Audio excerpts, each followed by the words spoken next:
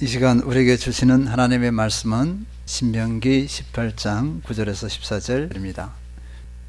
네 하나님 여호와께서 내게 주시는 땅에 들어가거든 너는 그 민족들의 가증한 행위를 본받지 말 것이니 그의 아들이나 딸을 불과한 대로 지나게 하는 자나 점쟁이나 기륭을 말하는 자나 요술하는 자나 모당이나 지는 자나 신접자나 박수나 초혼자를 너희 가운데 용납하지 말라. 이런 일을 행하는 모든 자를 여호와께서 가증히 여기시나니 이런 가증한 일로 말미암아 내 하나님 여호와께서 그들을 내 앞에서 쫓아내시느니라. 너는 내 하나님 여호와 앞에서 완전하라.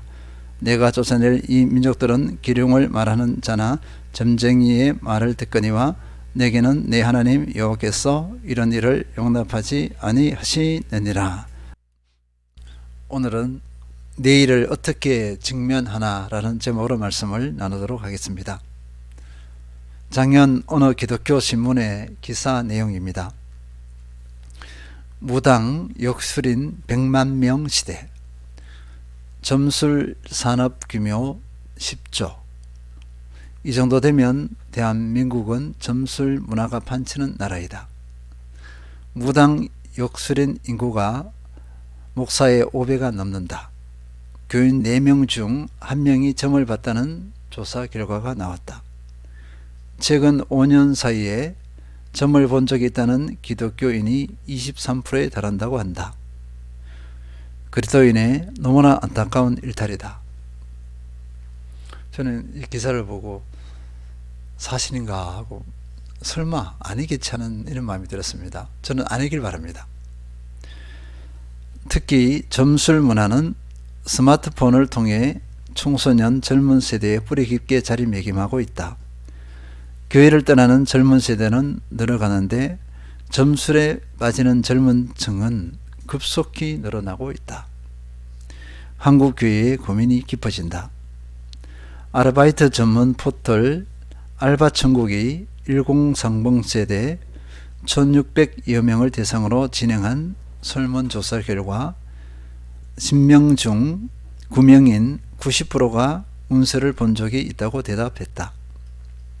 이들이 운세를 보는 이유로 막연한 호기심과 미래에 대한 불확실성이 그 원인이다. 젊은 세대가 점술 산업의 주 소비층으로 자리하며 점술 시장도 한층 젊어지고 있다. 점치며 위안을 찾는 젊은 세대 앞에 있는 교회는 무기력해 보인다. 한국 교회와 그리스도인들이 현실 앞에 이렇게 무기력하게 굴복하고 마는 것인가? 이들에게 하나님은 어떤 분이신가? 그리스도인은 이 상황을 어떻게 바라봐야 하는가? 교회는 이 상황을 어떻게 바라봐야 하는가? 갖가지 질문이 쏟아져 나옵니다. 진지하고 심각하게 우리의 현실을 살펴야 할 것입니다. 그러면 왜 이런 현상이 나타나는가? 지금은 21세기입니다. 과학을 추구하는 시대입니다. 비움이 세계에서 가장 높은 나라입니다. 그럼에도 이런 무속이 성황을 이루고 있습니다. 그리스도인들의 상당수가 이 무속의 유혹을 뿌리치지 못했습니다. 가장 큰 원인은 현재와 미래의 불확실성입니다. 현재에 만족하지 못하고 미래에 대해서는 불안합니다. 그러나 더 근본적인 원인은 미래를 모르는 인간의 한계성 때문입니다. 누구나 미래에 대해 궁금증이 있습니다. 인간의 본능입니다. 그러나 어떤 것으로도 답을 줄 수 없습니다. 잠언 27장 1절 너는 내일 일을 자랑하지 말라. 하루 동안에 무슨 일이 일어날는지 내가 알 수 없음이니라. 하루 동안에 무슨 일이 일어날는지 사람은 모릅니다. 단 30초, 10초 앞도 모릅니다. 팔레스타인의 하마스가 이스라엘을 침투하여 세계를 놀라게 했습니다. 민간인들을 잔인하게 학살했습니다. 이스라엘은 초막절의 절기로 축제 가운데 있었습니다. 음악회가 열렸고 수많은 젊은이들이 흥겹게 춤을 추고 있었습니다. 그때 공중에서 하마스 대원들이 패러글라이딩을 타고 춤추었습니다. 순간이었습니다. 민간인들을 잔인하게 학살했습니다. 영아들과 어린아이들도 잔인하게 죽였습니다. 세계에서 축제로 모인 젊은이들, 그들에게 이런 일이 일어날 줄 어떻게 알았겠습니까? 내일은 모릅니다. 한 치 앞도 모릅니다. 이것이 인간입니다. 현재와 미래에 대한 불안함과 더불어 미래에 대한 호기심이 무속의 유혹에 빠지는 주 원인이라 할 수 있습니다. 무속은 미래를 이야기하면서 미래를 모르는 인간의 한계성을 이용합니다. 미래를 알고 싶어하는 인간의 본능을 이용하는 것입니다. 불안해하는 사람들의 심리를 이용하는 것입니다. 분명한 답을 제시해 주는 것인 양합니다. 그러나 거짓입니다. 몇 프로 중 하나를 제시하여 맞으면 신통방통입니다. 그러나 맞지 않으면 그만입니다. 어느 누구도 책임을 지지 않습니다. 내일과 미래는 오직 하나님의 영역입니다. 하나님을 제대로 알 때 내일과 미래에 대해 불안해하지 않습니다. 미래에 대한 호기심으로 마음이 분산되지 않습니다. 그리스도인이 믿는 하나님이 어떤 분이십니까? 천지 만물을 지으신 창조주 하나님이십니다. 창조주로서 절대 주권을 가지신 하나님이십니다. 어제나 오늘이나 동일하신 영원하신 하나님이십니다. 사람으로는 이해할 수 없습니다. 사람이 어떻게 생각하든 하나님께서는 절대 주권자로서 모든 인생과 우주 만물을 통치하고 계십니다. 역대상 29장 11절 여호와여 위대하심과 권능과 영광과 승리와 위엄이 다 주께 속하여 싸우니 천지에 있는 것이 다 주의 것이로소이다. 여호와여 주권도 주께 속하여 싸우니 주는 높으사 만물의 머리이심이니이다. 모든 인생과 우주 만물이 하나님의 절대 주권 아래 있습니다. 다시 확인합니다. 하나님은 또한 영원하신 하나님이십니다. 시편 90편 1, 2절 주여 주는 대대에 우리의 거처가 되셨나이다. 산이 생기기 전 땅과 세계도 주께서 조성하시기 전 곧 영원부터 영원까지 주는 하나님이시니이다. 모든 인생과 우주 만물은 하나님의 완전하신 계획 아래에 있습니다. 마태복음 6장 30절 오늘 있다가 내일 아궁이에 던져지는 들불도 하나님이 이렇게 입히시거든 하물며 너희일까 보냐 믿음이 작은 자들아. 내일 아궁이에 던져지는 들불도 하나님이 입히신다고 했습니다. 아무것도 아닌 것이 하나님의 계획 안에 있습니다. 그리고 하나님께서 완전히 돌보십니다. 미래는 하나님의 절대 주권의 계획 아래에 있습니다. 천사도 모릅니다. 사탄 마귀도 모릅니다. 당연히 인간이 알 수 없습니다. 무당과 점술가들이 미래를 이야기합니다. 허무맹랑하기 그지없습니다. 성경에서 어떻게 말씀하고 있는지 확인해 보겠습니다. 하나님께서는 무당이나 점술가들을 엄격하게 대하십니다. 신명기 18장 9절 내 하나님 여호와께서 내게 주시는 땅에 들어가거든 너는 그 민족들의 가증한 행위를 본받지 말 것이니. 가증한 행위라고 했습니다. 그 민족들의 가증한 행위. 이 가증하다는 것은요, 혐오하다는 것입니다. 하나님께서 혐오하시는 행위, 싫어하고 미워하시는 행위를 본받지 말라 했습니다. 그러면 그 내용이 무엇입니까?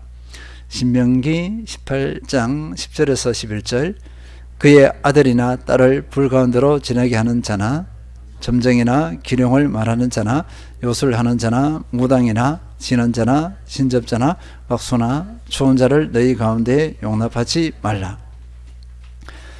그의 아들이나 딸을 불가운데로 지나가게 하는 자, 이것은 우리가 너무 거리가 멀어서 이렇게 나누지 않겠습니다. 그 다음부터 이제 나눌 것은요, 우리 시대와 관련이 있습니다. 점쟁이라고 있습니다. 우리가 너무나 잘 아는 점쟁이요. 길흉화복을 말하는 자. 이것은요, 술잔에 여러 액체를 넣어서 물 위에 형성되는 그 모양을 보고 미래를 말하는 것을 말합니다. 진언자, 주문을 외우며 마법을 거는 주술사. 그다음 신접자, 죽은 자를 불러내어 묻는 자. 박수, 비밀 지식을 가지고 미래의 일을 알아내는 자. 근데 우리나라에서는 이 박수를 남자 무당을 얘기합니다. 근데 성경의 원학으로 조금 다른 면이 있어요. 초혼자, 죽은 자들을 찾아 그들에게 묻는 자. 하나님께서는 이런 것들을 금하라고 말씀하십니다. 그냥이 아니라 완전히 금하라고 이렇게 말씀하고 계십니다. 하나님의 뜻은 분명하십니다. 신명기 18장 12절, 이런 일을 행하는 모든 자를 여호와께서 가증히 여기시나니 이런 가증한 일로 말미암아 내 하나님 여호와께서 그들을 내 앞에서 쫓아내시느니라. 하나님께서는요, 이런 사람들을 가증히 여기십니다. 혐오한다는 것입니다. 가나안 땅의 사람들이 그 땅에서 쫓겨난 이유가 무엇입니까? 이런 짓을 행해서 하나님께서 그들을 가나안 땅에서 내쫓았습니다.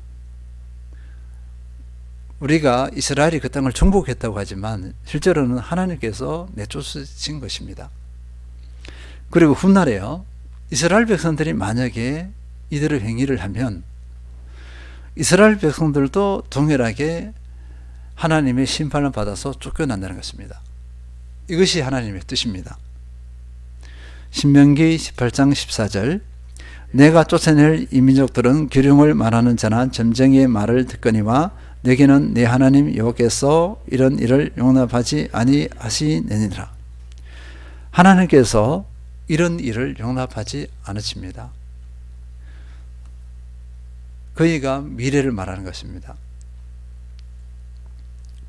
하나님께서는 왜 이렇게 단호하시는가 살펴보면요, 이들은 하나님의 절대 주권을 인정하지 않습니다. 하나님을 인정하지 않는다는 것입니다. 우주 만물의 통치자가 하나님이심을 인정하지 않습니다. 그리고 이들은 그 점치는 것의 근거를 어디에 둡니까? 어둠의 영을 따릅니다. 사탄 마귀를 따르기 때문입니다. 하나님께서는 하나님의 백성들에게 분명하게 명령하셨습니다. 신명기 18장 13절, 너는 내 하나님 여호와 앞에서 완전하라. 완전하라고 말씀하셨습니다. 완전하라. 이것이 무엇의 뜻인가 보면요, 점쟁이, 무당, 신접자들은 하나님과의 관계에 완전하지 못하다는 것입니다. 믿음의 사람이 또는 하나님의 백성이 신접자, 점쟁이, 무당을 의지한다. 그러면 하나님과의 관계가 끼어졌다는 것입니다. 하나님과의 관계가 끼어진 증거가 바로 이런 것입니다. 이 완전은요, 완벽을 의미하지 않습니다. 인간은 모두 연약한 인생입니다. 여기서 앞에서라고 했습니다. 앞에서는 원어적으로 보면 함께 동행이라는 의미가 있습니다. 하나님과 동행하면서 완전하라, 이렇게 명령하고 있습니다. 하나님과 동행하면서 하나님을 의식하는 가운데 하나님과 바른 관계를 형성할 수 있다는 것입니다. 하나님과의 관계가 깨어지면 모든 것을 잃은 것이나 마찬가지입니다. 그래서 하나님과의 관계가 중요합니다. 하나님과의 바른 관계라는 것은 하나님을 제대로 인정하는 것입니다. 하나님을 하나님으로 대우하는 것을 말합니다. 우리가 알아야 될 것은요, 이 미래를 모르는 것, 그 내일을 모르는 것이 인간에게는 복이라는 것입니다. 사람들은 이것을 저주로 보고 있어요. 내일을 모르는 것에 대해서 부정적으로 인식하는 경우가 많습니다. 그러나 조금만 살펴보면 이것이 인간에게 복입니다. 내일을 모르기 때문에 하나님을 의지하게 합니다. 하나님을 의지하지 않고서는 삶을 살 수 없습니다. 오직 하나님만 바라보게 합니다. 겸손하게 합니다. 교만할 수가 없습니다. 근거 없이 낙담하지 않습니다. 좌절하지 않습니다. 미래를 모르는 것은 하나님과의 관계의 초석입니다. 바른 관계의 끈과도 같습니다. 하나님과 함께하며 인생을 열어가게 하신 것이 하나님의 뜻입니다. 그래서 미래를 모르는 것이 복입니다. 그러나 인간은 하나님의 선하신 뜻을 분별하지 못하고 과욕을 부립니다. 담심을 냅니다. 욕망으로 그 선을 넘어버립니다. 하나님과의 건강한 관계를 깨뜨려 버린다는 것입니다. 세상 사람들이야 그렇다 하더라도 교회에서 난감한 일들이 참 많습니다. 때로는 당혹스러운 일들이 참 많습니다. 그 한 예가 하나님의 이름으로 예언을 하는 것입니다. 이것을 어떻게 받아들여야 하는가 하는 것입니다. 그 예언의 내용들이 인간의 욕망에 대한 응답이라면 하나님의 이름으로 무당질을 하는 것이나 다름없습니다. 특히 기도를 많이 한다는 분들이 이 유혹에 자주 빠집니다. 어젯밤에 기도 중에 하나님께서 말씀하셨습니다. 하나님의 음성을 들었습니다. 이사를 가라고 했습니다. 그 집을 계약하라고 했습니다. 대학에 붙여주신다고 했습니다. 안심하라고 했습니다. 지금 만나고 있는 분과 결혼하라고 했습니다. 이런 내용들입니다. 이 내용들을 보면요, 모두 사람의 욕망을 충족시켜주는 예언입니다. 무당이 하는 짓입니다. 다시 확인하지만 하나님의 이름으로 무당질을 하는 것입니다. 기독교를 저급하고 천박한 종교로 둔갑시킵니다. 하나님을 저급하고 천박한 분으로 둔갑시키는 것입니다. 우리에게는 말씀이 있습니다. 말씀으로 해결되지 않을 것이 없습니다. 그 욕망을 내려놓기만 하면 됩니다. 말씀하고 자기 욕망하고 맞잖아요. 그래서 다른 것을 찾아요. 그냥 찾는 게 아니에요. 무당을, 그리스도인이 무당을 왜 찾습니까? 성경에는 그 욕망을 충족시켜 주지 않습니다. 그러니까 그 욕망을 충족시키고 싶어서 무당을 찾는 거예요.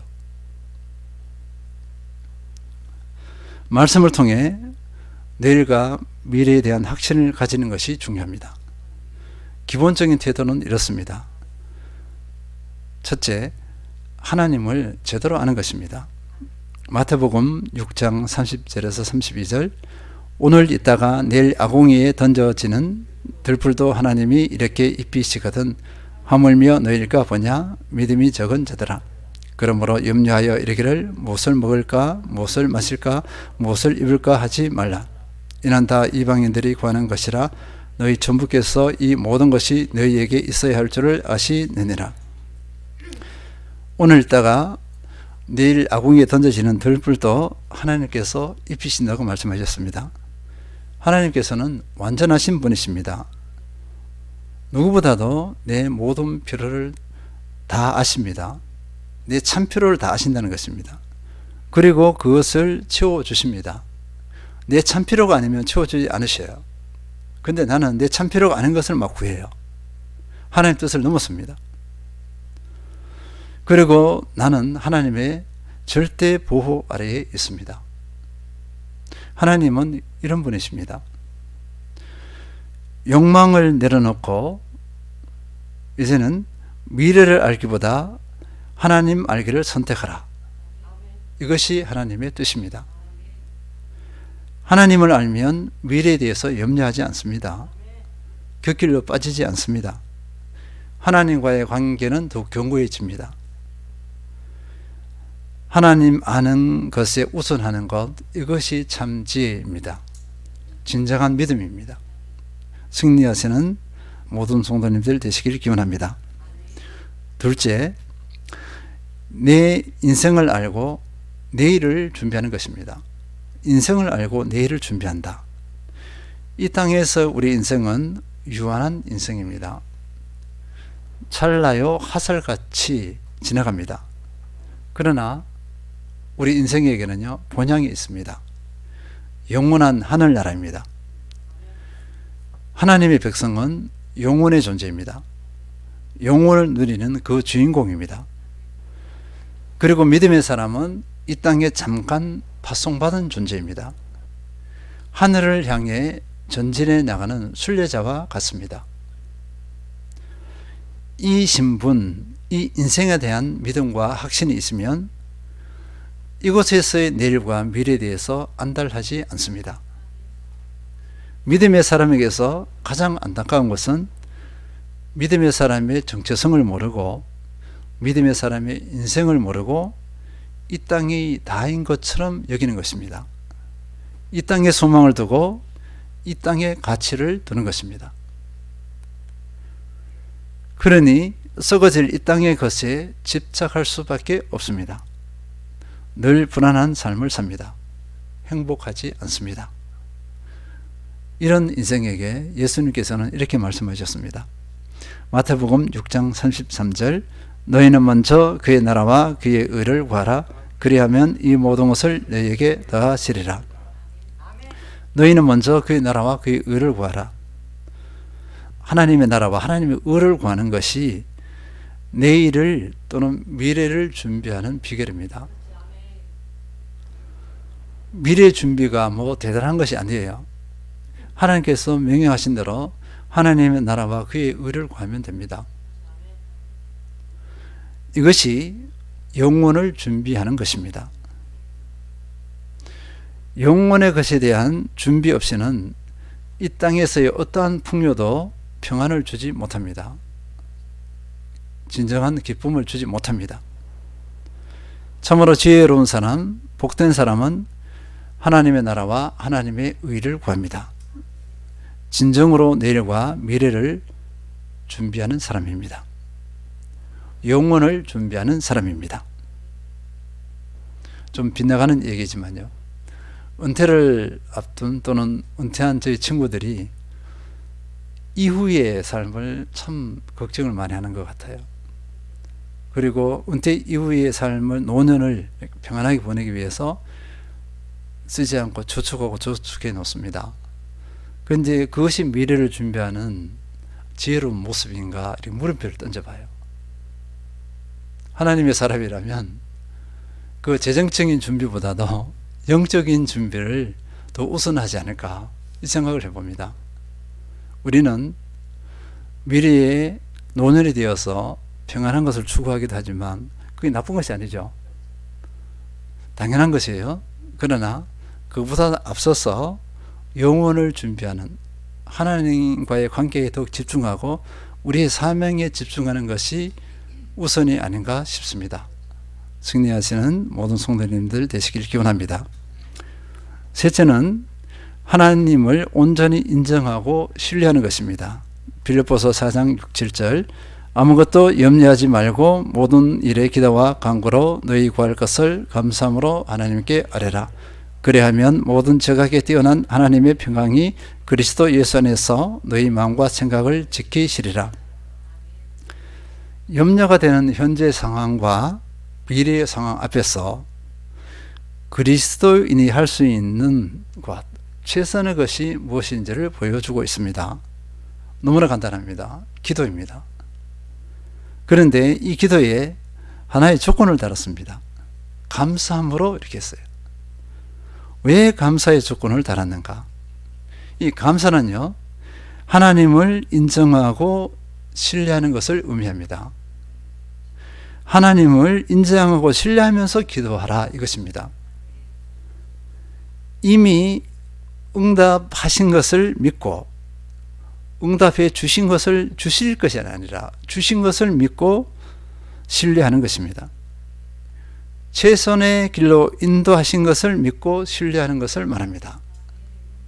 그러면 하나님의 평강이 그리스도 예수 안에서 마음과 생각을 지킵니다. 진정한 평강을 얻습니다. 마음과 생각을 지키다면 모든 것을 얻은 것과 같습니다. 마음과 생각을 지키지 못하면 모든 것을 잃은 것입니다. 제가 선교 단체에 있을 때 불렀던 찬양입니다. 이 가사를 읽어드리겠습니다. 나는 주님께 아름다운 꽃을 구했으나 주님은 가시가 돋친 선인장을 주셨네. 나는 주님께 나비떼를 구했으나 주님은 무슨 벌레떼 내게 주셨다네. 나는 이해할 수 없었네. 무서워 떨었네. 절망 속에 홀로 눈물 흘렸네. 어느 날 갑자기 나는 보았네. 그 황홀한 꽃 선인장에서 무서운 벌레 나비되어 나르네. 오 놀라워라 주의 인도.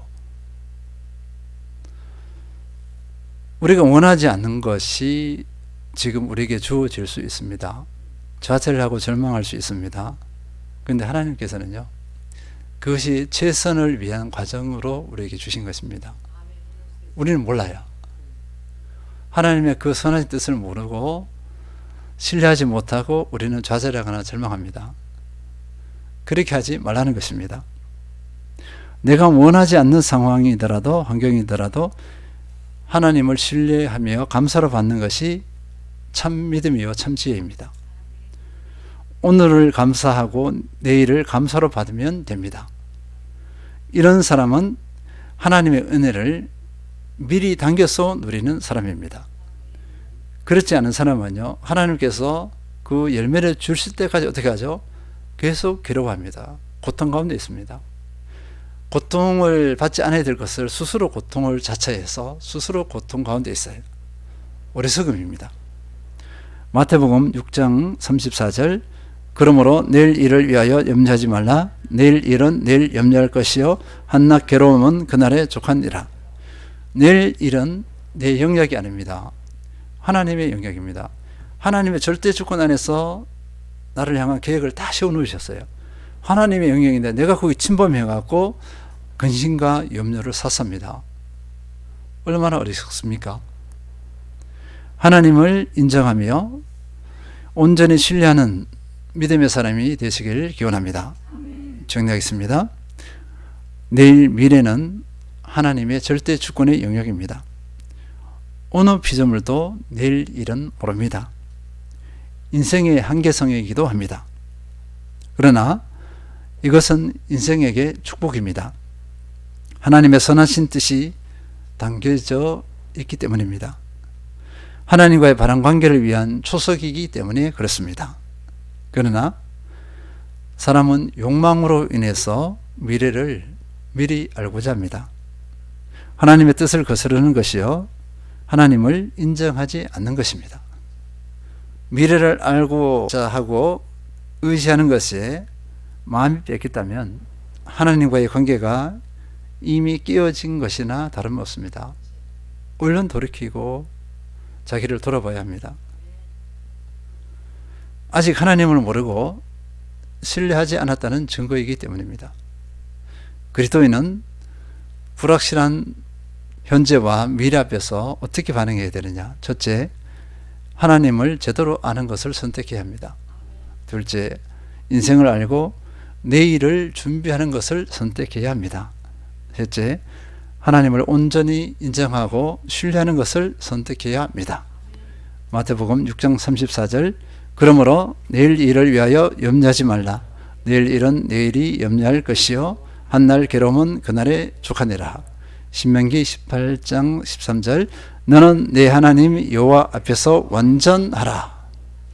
하나님을 온전히 믿고 신뢰함으로 내일 미래를 하나님께 맡기고 오늘 내가 살아야 할 삶, 내일을 준비하는 삶에 승리하시는 모든 성도님들 되시길 축원드립니다.